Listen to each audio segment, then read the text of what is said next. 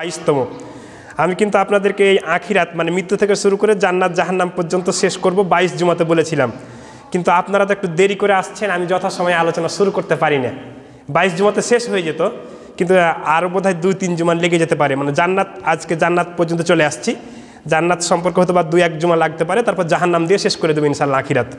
তা আজকে 22তম জুমা, তার আজকে যে আয়াত তেলাওয়াত করেছি আপনাদের সামনে, এই সূরা মুদ্দাসসির থেকে জান্নাতের বর্ণনা সম্পর্কে কয়েকটি আয়াত, সূরা ফজর থেকে একটি আয়াতের অংশ, এবং সহিহুল বুখারীর এই একটি হাদিস তেলাওয়াত করেছি। আর সময়ের দিকে লক্ষ্য রেখে মানে মৌলিক গুরুত্বপূর্ণ এই কথাগুলো বলার চেষ্টা করবো ইনশাআল্লাহ। সুবহানাকা লা ইলমা লানা ইল্লা মা আল্লামতানা ইন্নাকা আনতাল আলিমুল হাকিম, বলেন আমিন। রব্বি ইশরাহ লি সদরি ওয়া ইয়াসসির লি আমরি ওয়াহলুল উকদাতাম মিন লিসানি ইয়াফকাহু কওলি, বলেন আমিন। এই দোয়াটা আপনারা মুখস্থ করবেন। আল্লাহ রাব্বুল আলামিন হযরত মূসাকে এই দোয়াটা বারবার শিখিয়ে দিতেন। এই দোয়াটার অর্থ কি জানেন? যে হে আল্লাহ, তুমি আমার মুখের জড়তা দূর করে দাও। হে আল্লাহ, তুমি আমার মুখের ভাষা মানুষের কাছে বোধগম্য করে দাও। আমার মুখের আড়স্ততা তুমি দূরীভূত করে দাও। আমার কথা দিয়ে মানুষকে হেদায়েত দান করো। এর থেকে উত্তম কথা আর কি হতে পারে? আল্লাহ রাব্বুল আলামিন মূসার তাওরাত কিতাবে এই আয়াতটা ছিল, এবং আল্লাহ রাব্বুল আলামিন পছন্দ করে তাওরাত কিতাবের আয়াতটাও কোরআনেও দিয়ে দিয়েছেন। সুবহানাল্লাহ বলবেন না? তাহলে কত গুরুত্বপূর্ণ আয়াত, বুঝতে পারছেন? তা আপনারা এই দোয়াটা বেশি বেশি বলবেন যে রব্বি ইশরাহ লি সদরি ওয়া ইয়াসসির লি আমরি ওয়াহলুল উকদাতাম মিন লিসানি ইয়াফকাহু কওলি। আপনাদের অনেকের মুখস্থ আছে না? হ্যাঁ, অনেকের মুখস্থ আছে। তা আজকে আমরা গত জুমায় আলোচনা করতে চেয়েছিলাম 3টা পয়েন্ট, কিন্তু মাত্র একটা পয়েন্ট আলোচনা করতে পেরেছিলাম, ওই যে সুপারিশ, সাফায়াত। তো আজকে তাহলে ওই মাকামে মাহমুদ দিয়ে শুরু। এ পর্যন্ত গত জুমাতে আলোচনা করার কথা ছিল, কিন্তু সময় সংকুলান হয়নি। এই যে আমরা কিছুক্ষণ আগে আজান দিলেন, আজান দেওয়ার সময় একটা দোয়া বলছেন না আপনারা? এখানে কিন্তু মাকামে মাহমুদ একটা শব্দ আছে না নাই? হ্যাঁ, এইখান থেকে আজকে আলোচনা শুরু। কি বলেছেন দোয়াতে? আল্লাহুম্মা রাব্বা হাযিহিদ দাওয়াতিত তাম্মাহ ওয়াস সালাতিল কায়িমা আতি মুহাম্মাদানিল ওয়াসিলাতা ওয়াল ফাজিলাহ ওয়া বাসহু মাকামাম মাহমুদা লিল্লাযি ওয়াত্তা। এ পর্যন্ত থাকেন। তাহলে এই যে মাকামে মাহমুদের কথাটা এতদিন আপনারা আজানে শুনেছেন, আজকে এটার আলোচনা দিয়ে শুরু। 22তম পর্ব এই মাকামে মাহমুদ দিয়ে শুরু, এই 54 নম্বর পয়েন্ট। তো মাকামে মাহমুদটা কি? মাকাম মানে হচ্ছে মর্যাদা, আর মাহমুদ হচ্ছে প্রশংসিত। মনে রাখেন, মাকাম মানে কি? মর্যাদা, আর মাহমুদ মানে প্রশংসিত। এই জন্য আপনাদের অনেকে আপনারা মেয়েদের নাম রাখেন মাহমুদা বা মাহমুদ বিন কাসিম, এরকম নাম রাখেন কি রাখেন না? সুন্দর একটা নাম, মানে প্রশংসিত একটা নাম। তো এই মাকামে মাহমুদ হচ্ছে এমন একটা প্রশংসিত জায়গায়, মাত্র একটাই জায়গা। তো মাকামে মাহমুদ বলা হয় তাকে, যাকে সুপারিশ করার অনুমতি দেওয়া হয় তাকেই মাকামে মাহমুদ দেওয়া হবে।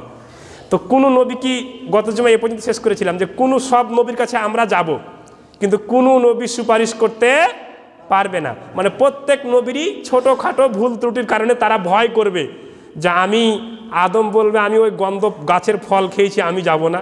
ইব্রাহিম বলবে আমি ওই মিথ্যা কথা বলেছিলাম, আমি যাব না। মুসা বলবে আমি ওই যে বনী ইসরাইলকে হত্যা করেছিলাম, আমিও পারবো না। নূহ বলবে যে আমার ছেলে কেনান ইসলাম গ্রহণ করেনি, আমিও পারবো না। এইভাবে করতে করতে করতে করতে ঈসা নবী এসে সর্বশেষ বলবে যে আমিও পারবো না, কারণ মানুষ আমাকে আল্লাহর পুত্র বলেছে, খ্রিস্টানরা। তা আল্লাহ যদি আজকে আমি সুপারিশ করতে যাই, আর আল্লাহ যদি বলে এই তুমি সুপারিশ করতে আসছ, তোমাকে তো আল্লাহর পুত্র বলেছে, আমি কি তোমাকে কথা বলতে বলেছিলাম? তখন আমি কি বলবো? হযরত ঈসাও পারবে না। এবার মাকামে মাহমুদের আলোচনায় চলে আসেন। তা আল্লাহ নবী সাল্লাল্লাহু আলাইহি ওয়াসাল্লাম সেজদায় পড়ে যাবেন, তার কাছে আমরা সবাই গিয়ে জড়ো। কিন্তু সেজদায় পড়ে থাকলে কি কেউ কোনো কথা বলতে পারবে? সবাই জড়ো হয়ে গেছে। এটা আমাদের নবী। সেজদা থেকে উঠলে আমরা বলবো যে আর সহ্য করতে পারছি না, আমরা ঘামের মধ্যে হাবুডুবু খাচ্ছি। সূর্য মাত্র আধা মাইল বা 1 কিলোমিটার ওপরে, মানে সূর্যের তাপে মানুষ তামা হয়ে যাচ্ছে। আপনি একটু আল্লাহর কাছে সুপারিশ করেন যে আল্লাহ যেন বিচার শুরু করুক, ফায়সালা যা হবে জান্নাত জাহান্নাম হোক, কিন্তু আগে বিচারটা শুরু হোক। তো তখন আল্লাহ রাব্বুল আলামিন নবী মুহাম্মদ সাল্লাল্লাহু আলাইহি সাল্লামকে বলবেন, হে মুহাম্মদ, আমি তো দোস্ত, তুমি মাথা উঠাও। আমি যেই মাকামে মাহমুদের কথা বলেছিলাম সেটা আমি কাউকে দান করিনি, শুধু তোমাকেই দান করে দিলাম। তো এই মাকামে মাহমুদে আল্লাহ নবী সাল্লাল্লাহু আলাইহি সাল্লাম আল্লাহর কাছে সিজদা দিবেন, তারপরে আল্লাহ রাব্বুল আলামিন বলবেন যে যাও তুমি তোমার উম্মতদেরকে এখন জান্নাতে নিয়ে যাও। এই কথা বলে মুহাম্মদ সাল্লাল্লাহু আলাইহি ওয়াসাল্লাম তার উম্মতদেরকে জান্নাতের দিকে নিয়ে যাবেন। এই নিয়ে যাওয়ার আগ মুহূর্তে একটা মজার ঘটনা ঘটবে। এই ঘটনাটা ঘটবে কার সাথে জানেন? আমাদের মিল্লাতের পিতা ইব্রাহিম আলাইহিস সালামের সাথে। আচ্ছা বলেন, আমরা যে নামাজের মধ্যে যে দুরুদ পড়ি না, আল্লাহুম্মা সাল্লি আলা মুহাম্মদ ওয়া আলা আলি মুহাম্মদ কামা সাল্লাইতা আলা ইব্রাহিম, তাহলে নবীর সাথে নাম যেখানে, ইব্রাহিম নবীর নামও সমান সমান, মানে নবীর নামও 4 বার, ইব্রাহিম নবীর নাম কয়বার? ইব্রাহিম নবীর নামও 4 বার। তাহলে ইব্রাহিম নবীর সাথে ঘটনাটা ঘটবে। কি ঘটনাটা? মজার কথা শুনেন। ইব্রাহিম আলাইহিস সালামের সামনে এসে তার পিতা আজার, নাম কি বলেন তো? আজার, যাকে আপনারা আজর বলেন, আরবিতে আজার। তা আজার এসে বলবে, বাবা আজকে তো আমি পাকড়াও হয়ে গেছি, আজকে তোমার কত সম্মান, সর্বপ্রথম মুহাম্মদ সাল্লাল্লাহু আলাইহি সাল্লামকে কাপড় পরানো হয়েছে, তারপরেই তোমাকে কাপড় পরানো হয়েছে। আচ্ছা বলেন তো, কিয়ামতের মাঠে আমরা কি সবাই কাপড় পরে উঠবো না উলঙ্গ উঠবো? হোফাতান ওরাতান গোরলান, খালি পায়ে খাতনাবিহীন উলঙ্গ। হোফাতান ওরাতান গোরলান, পায়ে কোনো জুতা থাকবে না। যদি রাজা বাদশাহ হয় তবু থাকবে? থাকবে না। পরনে কোনো কাপড় থাকবে না, আর খাতনাও দেওয়া থাকবে না। তো সর্বপ্রথম কাপড় পরানো হবে কাকে? মুহাম্মদ সাল্লাল্লাহু আলাইহি ওয়াসাল্লামকে। তারপরে কাপড় পরানো হবে ইব্রাহিম আলাইহিস সালামকে। তো এখন বাবা যদি দেখে, ওরে সুবহানাল্লাহ, লক্ষ লক্ষ কোটি কোটি মানুষের মধ্যে আমার ছেলেকে আল্লাহ রাব্বুল আলামিন ফেরেশতা মারফত 2 নম্বরে কাপড় পরাচ্ছেন, তো এটা গর্বের ব্যাপার কি না? আর ইব্রাহিমের পিতা আজার আজাবে পতিত হয়ে যাচ্ছে, গরমে ঘেমে মানে ঘামের মধ্যে হাবুডুবু খাচ্ছে। তখন ইব্রাহিমের বাবা আজার এসে বলছে, ও আমার সন্তান, দুনিয়াতে আমি তোমার কথা না অমান্য করে যে ভুল করেছি, এই ভুল আর করব না, তুমি আমাকে আজকে একটু সাহায্য করো, আজকে একটু বাঁচাও। তখন ইব্রাহিমকে একটু কষ্ট লাগবে, একটু মায়া লাগবে, বাবা তো, বাবা না, জন্মদাতা বাবা তো। তখন ইব্রাহিম আলাইহিস সালামকে একটু কষ্ট লাগবে। তখন ইব্রাহিম আলাইহিস সালাম আল্লাহর কাছে যাবেন, যে বলছেন যে হে আল্লাহ, আপনি তো আমাকে বলেছেন যে ইব্রাহিম তুমি হচ্ছে আমার খলিল, খলিল মানে বন্ধু, আর আর আমাদের নবীকে আরো এক ধাপ এগিয়ে বলেছেন হাবিব, মানে অন্তরঙ্গ বন্ধু। তাহলে ইব্রাহিম হচ্ছে বন্ধু, আর আমাদের নবী হচ্ছে হাবিব, মানে অন্তরঙ্গ বন্ধু, মানে আরো কাছের। তো আপনি তো আমাকে বন্ধু বলেছেন, তো বন্ধু কোনোদিন বন্ধুকে অপমান করতে পারে? এটা কে বলবে? ইব্রাহিম বলছে আল্লাহর কাছে গিয়ে। তখন আল্লাহ বলবেন যে না, বন্ধু কোনোদিন বন্ধুকে অপমান করতে পারে না। তখন ইব্রাহিম আলাইহিস সালাম বলছেন যে আজকে আমার পিতা আপনার রহমত থেকে বঞ্চিত, এর চাইতে আর অধিক অপমানের কি হতে পারে? দেখছেন কি চমৎকার কথা ইব্রাহিম বলছেন।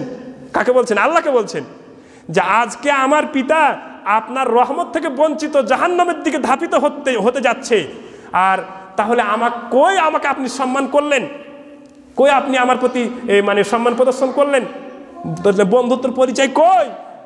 এবার আল্লাহ কি বলছে শুনেন।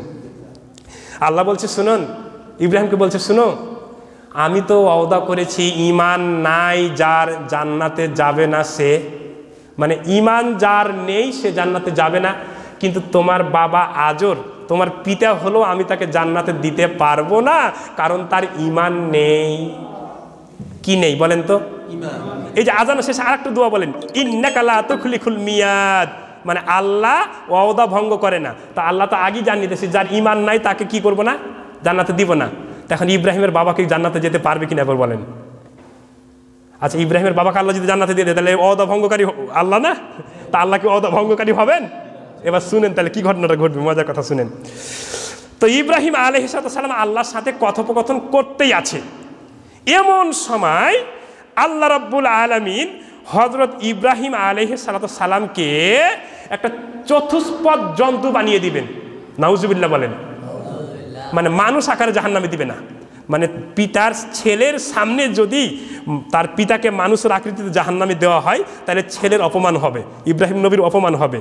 তো ইব্রাহিম নবী বলতে থাকবেন যে আমার সামনেই কি যেন একটা চতুষ্পদ জন্তুর, হাদিসের মধ্যে বলা হয়েছে তার সামনের দিক কোন দিক পিছনের দিক কোন দিক বোঝা যায় না, এরকম একটা মনে করেন যে একটা শ্রীগাল বা কুকুর যদি কোনো কাদায় ডেনে নর্দমায় পড়ে যায়, তার গায়ে যদি বেশি মানে পরিমাণ কাদা লেগে যায়, তো সামনের দিক কোন দিক পিছনের দিক কোন দিক এরকম অনেক সময় চিনতে সময় মানে বুঝতে সময় লাগে কি লাগে না। তা হাদিসে এটাই বলা হয়েছে যে ইব্রাহিম আলাইহিস সালাম দেখতে থাকবেন একটা চতুষ্পদ জন্তু, কিন্তু তার সামনের দিকে বুঝতে পারবেন না, পিছনের দিকে বুঝতে পারবেন না, বা তার পিতাকে যে আল্লাহ রাব্বুল আলামিন চতুষ্পদ জন্তু বানিয়ে দিয়ে এই কাদা এবং গোবর মাখিয়ে, এই আমি আপনাকে দেখাচ্ছি, এই যে সম্মুখে কাদা গোবর মাখানো শ্রীগালের আকৃতি, শ্রীগালের আকৃতিতে একেবারে তার সামনের দিকে জাহান্নামে নিক্ষেপ করে দিবেন, ইব্রাহিম আলাইহিস সালাম বুঝতেও পারবেন না। সুবহানাল্লাহ বলেন। তাহলে এখান থেকে আর একটা কথা প্রমাণিত হলো যে জান্নাতে শুধু তারাই যাবে যাদের কি আছে বলেন তো, ঈমান আছে, ঈমান ছাড়া জান্নাতে যাবে না। এখন যদি কোনো পীর সাহেব বলে ভাইরা আমার, যদি আমার মুরিদ আপনি হয়ে যান তাহলে আপনাকে জান্নাতে নিজের দায়িত্ব আমার, এখানে কিন্তু ঈমানের কথা বলে নাই। এরকম অহরহ বাংলাদেশের পীরের এই মানে খেলতামাশা মানে ভেলকিবাজি চলছে, আর অনেক এরকম জাল হাদিস তৈরি করেছে যে যার পীর নাই তার পীর শয়তান। এখন মানুষ মনে করছে তাই নাকি, আমার পীর নাই তাহলে আমার পীর শয়তান, তাহলে তো আজকেই পীর ধরা দরকার। আহা, আমার আপনার পীর হচ্ছেন কে? মহান রব্বুল ইজ্জত ওয়াল জালাল হচ্ছেন সবার পীর, সবচেয়ে বড় পীর, এই পীরের উপরে আর কোনো পীর নাই। আল্লাহ বলছেন সূরা তাহার মধ্যে যে আল্লাহর সবচেয়ে বড় বৈশিষ্ট্য এই যে আল্লাহকে ডাকতে কোনো মাধ্যম লাগে না। আচ্ছা বলেন, আপনি যদি প্রধান উপদেষ্টার সাথে সাক্ষাৎ করতে যান, আপনি কি সরাসরি প্রধান উপদেষ্টার সাথে সাক্ষাৎ করতে পারবেন, কথা বলতে পারবেন? পারবেন না। প্রধান উপদেষ্টার সাথে যদি কথা বলতে হয় তাহলে একজন সচিবের সহযোগিতা নিতে হবে, অথবা একজন সহকারী উপদেষ্টা সহযোগিতা নিতে হবে, বা উপদেষ্টাদের এই যারা পিএস আছে তাদের সাথে যোগাযোগ করতে হবে। তারপরে আপনাকে অনেক সময় ওয়েট করে প্রধান উপদেষ্টার সাথে আপনি সাক্ষাৎ পেতেও পারেন, নাও পেতে পারেন। কিন্তু আল্লাহ বলছেন যে আল্লাহর বড় বৈশিষ্ট্য এই যে আল্লাহ রাব্বুল আলামিনকে ডাকতে তোমাদের কোনো মাধ্যম লাগে না। সুবহানাল্লাহ বলবেন না? ওয়ামা আনতা বিমুসমিন মানফিল, আল্লাহ বলছেন যে আমাকে ডাকতে কোনো মাধ্যম লাগে না, আমি তোমাদের সব ডাক শুনি। এমনকি বলতে বলতে বলতে বলতে শেষখানে গিয়ে বলছেন যে 7 সমুদ্রের অতল গহ্বরে ওই মারিয়ানা ট্রেঞ্চ সবচেয়ে বেশি গভীর, 8000 ফিট গভীর। সেই মারিয়ানা ট্রেঞ্চের একেবারে পাথরের গায়ে যদি একটা অদৃশ্য, যাকে খালি চোখে দেখা যায় না, একটা এই জীবাণু, কণা, ব্যাকটেরিয়া, ভাইরাস, নিমাটোড, ছত্রাক, তারও কিন্তু প্রাণ আছে। আর সে যদি একবার বলে আল্লাহ, তা আল্লাহ বলছেন আমি তার ডাকটাও শ্রবণ করি। কোথায়? 8000 ফিট নিচে মারিয়ানা ট্রেঞ্চের গভীরতা সবচেয়ে তো বেশি, সেখানে একটা পাথরের গায়ে লেগে থাকা জীবাণু যদি আল্লাহকে আল্লাহ বলে ডাক দেয়, আল্লাহ বলছে আমি ওটাও শুনি। এই জন্য আল্লাহর অপর একটা নাম হচ্ছে সামিউম বাসির, আছে না কোরআনে? কোরআনে এই আয়াতটা কয়েক জায়গাতে আছে যে আল্লাহ তোমাদের অন্তর্যামী, মানে আমার আলোচনা চলছে আর আপনার অন্তরে এখন কি বলছে এটাও কিন্তু আল্লাহ জানে। বিশ্বাস করেন কি করেন না? হ্যাঁ, এটা হচ্ছে আল্লাহর একটা বৈশিষ্ট্য যে আল্লাহ আপনাদের অন্তর্যামী, আপনাদের অন্তরে কি বলছে আর মুখে কি বলছেন এটা আল্লাহ দেখছেন, এটা আল্লাহ জানছেন, এটা আল্লাহ শুনছেন। তারপরে শুনেন, এবার তারপরে একটু আলোচনাটা যাই। এবার আমরা সরাসরি চলে আসব এই ইব্রাহিম আলাইহিস সালামের সাথে এই ঘটনা ঘটার। এই ঘড়িটা ভালো নেই নাকি? এখন কত বাজে দেখেন তো, মাত্র 11। আচ্ছা, ইব্রাহিম আলাইহিস সালামের সাথে এই ঘটনা ঘটার পরে আল্লাহ রাব্বুল আলামিন এখন জান্নাত বিচার শেষ, জান্নাত জাহান্নাম ফয়সালা হয়ে গেছে। এখন জান্নাত জাহান্নাম ফয়সালা হওয়ার পরে এখন আল্লাহ রাব্বুল আলামিন একটা মজার কাণ্ড ঘটাবেন। কি কাণ্ড ঘটাবেন শুনেন। জান্নাতীদের কাছে যাবেন, যে জান্নাতীদেরকে বলবেন ও জান্নাতীরা তোমরা কি চাও। জান্নাতীদেরকে আল্লাহ বলবেন তোমরা কি চাও। তখন এবার জান্নাতীরা বলবে যে আল্লাহ শুনেছি আপনি মহান রব, আর রহমানু আলাল আরশি ইস্তাওয়া, আপনি আরশে আজিমে থাকেন, আরশের উপরে বসে থাকেন, কিন্তু আল্লাহকে আমরা কোনোদিন দেখিনি। শুনেছি আল্লাহ আমাদেরকে এত সুন্দর আকার দিয়েছেন, তার আকার রয়েছে। তিনি এই নদী, নালা, খাল, বিল, পাহাড়, পর্বত, সাতবক, জমিন, আসমান, এই পৃথিবী ছাড়া আরও কত গ্রহ আছে, নেপচুন, প্লুটো, ভলকান, ইউরেনাস, এই মিল্কি ওয়ে, কৃষ্ণ গহ্বর, কত কি আছে, এগুলোর নাম শুনেছি। সব আপনি সৃষ্টি করেছেন, কিন্তু যিনি এত সুন্দর কাঠামো সৃষ্টি করতে পারে, তার কাঠামোটা আজকে আমাদের দেখার ইচ্ছা। সুবহানাল্লাহ বলবেন না? তখন মোহাম্মদ আবু সাঈদ খুদরি রাদিয়াল্লাহু তাআলা আনহু এবার জিজ্ঞেস করছে রাসূল সাল্লাল্লাহু আলাইহি ওয়াসাল্লামকে, কি বলছে শুনেন। এই হাদিসটি আপনি বুখারী শরীফের 4581 নম্বরে বর্ণিত হয়েছে। আবু সাঈদ খুদরি বর্ণনা করছেন যে রাসূলুল্লাহ সাল্লাল্লাহু আলাইহি সাল্লামকে আমি জিজ্ঞেস করলাম, কে? আবু সাঈদ খুদরি, যে ইয়া রাসূলুল্লাহ, জান্নাত জাহান্নাম ফয়সালা হয়ে যাওয়ার পরে আমরা কি আল্লাহকে দেখতে পাবো? আচ্ছা আপনারা বলেন তো, আল্লাহকে কি দেখতে পাবেন কি পাবেন না? পাবেন। দেখেন তারপর রাসূল সাল্লাল্লাহু আলাইহি ওয়াসাল্লাম কি বলছে, হ্যাঁ। তিনি বললেন নাম, মানে হ্যাঁ। মেঘমুক্ত দুপুরের আকাশে সূর্য দেখতে তোমাদের কষ্ট হয়? কে বলছেন? মুহাম্মদ সাল্লাল্লাহু আলাইহি ওয়াসাল্লাম বলছেন। আচ্ছা, আকাশে যদি মেঘ না থাকে, দুপুর বেলায় সূর্য দেখতে কি কারো কোনো কষ্ট হয়? কোনো কষ্ট হয় না। মেঘমুক্ত আকাশে পূর্ণিমার চাঁদ দেখতে কি তোমাদের কোনো অসুবিধা হয়? তখন সাহাবীরা বললেন যে না, লা লা ইয়া রাসূলুল্লাহ, না, কোনো অসুবিধা হয় না। তারপরে তারা বলল, না হে আল্লাহর রাসূল, এ সময় চন্দ্র সূর্য তোমাদের যে অসুবিধা দেখতে হয় না, তোমরা অনুরূপভাবে আকাশে চন্দ্র উঠলে, সূর্য উঠলে যেভাবে মানুষ দেখে থাকে, তোমরা তোমাদের রবকে অনুরূপভাবে দেখবে। সুবহানাল্লাহ বলবেন না? এবার জান্নাতীরা আল্লাহ বলবেন, জান্নাতীরা এবার আল্লাহকে দেখার পরে সবাই বেহুশে পড়ে যাবে। আল্লাহর যে নূরের তাজাল্লি, আল্লাহর যে অবয়ব কাঠামো দেখে সবাই বেহুশে পড়ে যাবে। তাদের এক পর্যায়ে জ্ঞান ফিরবে। তারপরে তারা বলবেন যে আল্লাহ, এই কোরআনের মধ্যে একজন রাইসুল মুফাসসিরিন জলিলুল কদর নবীর নাম শুনেছিলাম, যার কণ্ঠস্বর ছিল সব নবীর চাইতে ভিন্ন, খুব ভালো সুললিত কণ্ঠস্বর, স্মৃতিমধুর কণ্ঠস্বর। সেই নবীর নাম কি বলেন তো দেখি? দাউদ আলাইহিস সালাম। যার উপরে কি নাজিল হয়েছিল? জাবুর। 4টা বড় কিতাবের মধ্যে দাউদের উপরে কি নাজিল হয়েছিল? জাবুর। তো আল্লাহ রাব্বুল আলামিন সকল নবীদেরই কণ্ঠ ভালো ছিল, তার মধ্যে জাবুরের কণ্ঠের বিশেষ প্রশংসা করেছেন। যে জাবুর যখন সুললিত কণ্ঠে জাবুর তেলাওয়াত করত, দাউদ যখন জাবুর তেলাওয়াত করত, তখন নদীর মাছেরা, নদীর মাছ পর্যন্ত তার তেলাওয়াত শোনার জন্য নদীর কিনারায় এসে হাজির হতো। এই ঘটনা আপনারা শুনেছেন না শুনেননি? এই ঘটনা একটা লম্বা একটা ঘটনা আছে। তারপরে যে মাছ আটকে দিল, তারপরে তাদেরকে শুকুর বানর হয়ে গেল, এটা লম্বা ঘটনা, অন্যদিন বলবো, যেহেতু আজকে এটার সাথে আলোচ্য বিষয় নয়। তো কি জন্য আসতো মাছেরা? তার কণ্ঠের তেলাওয়াত খুব ভালো ছিল। তো এবার জান্নাতীরা বলবেন যে আল্লাহ, এবার আমাদের একটা আবদার আছে, দাউদ নবীর কণ্ঠে আমরা একটু তেলাওয়াত শুনতে চাই। সুবহানাল্লাহ বলেন। আল্লাহ রাব্বুল আলামিন দাউদ নবীর কণ্ঠে তেলাওয়াত শোনাবেন। শোনানোর পরে মানুষ সবাই মনোমুগ্ধ হয়ে যাবে, সবাই তেলাওয়াতের স্মৃতির মধ্যে কণ্ঠ শুনে বেহুশ হয়ে যাবে। আবার জান্নাতীদের হুঁশ ফিরে আসবে।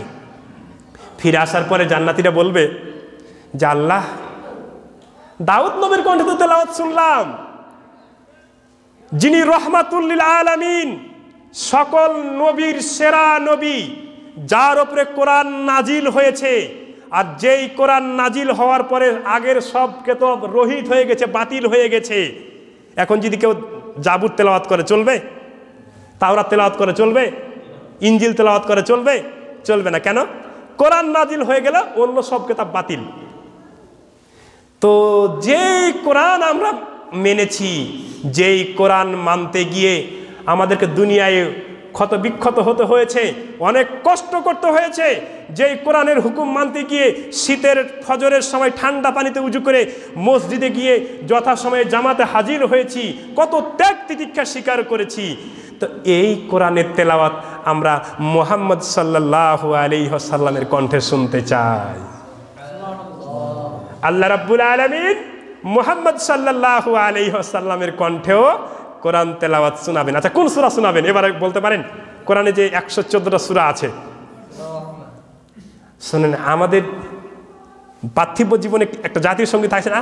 অনেক জাতীয় সঙ্গীতের মধ্যে একটা জাতীয় মানে সরকারি সঙ্গীত আছে না? নাই? তো কোরআনের একটা সরকারি সঙ্গীত আছে, এই সূরার নাম হচ্ছে আর রহমান। এই সূরা আপনাদের অনেকে মুখস্থি আছে। এই সূরার মধ্যে একটা আয়াত আছে, একই আয়াত 31 বার এসেছে। এই আয়াতটা কেউ বলতে পারেন? ফাবি আইয়া আলাই রব্বিকুমা তুকাজ্জিবান। আল্লাহ রাব্বুল আলামিন 31টা উদাহরণ দিচ্ছে যে তোমরা আমার কোন নিয়ামতকে অস্বীকার করবে। এক একটা নিয়ামতের কথা উল্লেখ করছেন আর বলছেন যে তোমরা আমার কোন নিয়ামত অস্বীকার করবেন। এই সূরার তেলাওয়াতটা কিন্তু অনেক সুন্দর। আব্দুর রহমান আস-সুদাইস যখন এই সূরা আর রহমানের তেলাওয়াত শুরু করেন, মানুষ নামাজের মধ্যে কান্না শুরু করে দেয়। এত সুন্দর এই মানে সূরার ছান্দসিক, বর্ণসিক, গাঠনিক, বাক্যশৈলী, শব্দশৈলী, গঠনশৈলীর এমন মিল যে এই সূরাটা শুনলে মানুষের চোখ দিয়ে এমনিতে পানি চলে আসে। আল্লাহ রাব্বুল আলামিন সেই দিনকে আমার আপনার এই সূরা আর রহমান তেলাওয়াত করার সুযোগ দেবেন। কত বাজে? আচ্ছা, আরেকটু তাহলে সামনে এগিয়ে যাই। জান্নাতের মধ্যে এবার তেলাওয়াত হবে। জান্নাতের মধ্যে এখন সর্বপ্রথম কি খাবার দেওয়া হবে একটু মন দিয়ে শুনেন। আচ্ছা, আপনাকে একটা প্রশ্ন করি দেখি, জান্নাতে সবার বয়স হবে কত বলেন তো দেখি? না, 33। হ্যাঁ, 30 থেকে 33, এটা হাদিসে এসেছে। জান্নাতে সবার বয়স হবে 30 থেকে 33। 30 থেকে 33 এই বয়সটা হচ্ছে একজন মানুষের আসল যৌবনকাল। যৌবনকালের মূল্য আল্লাহর কাছেও বেশি।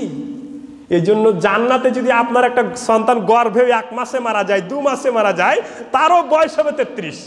কেউ যদি 80 বছর, 90 বছর, 104 বছর বয়সে মারা যায়, তবুও তার বয়স হবে কত? 33। তাহলে এবার যেহেতু জান্নাতের আলোচনা শুরু হয়ে গেছে, তাহলে জান্নাতের এবার সর্বপ্রথম আপ্যায়ন দিয়ে শুরু।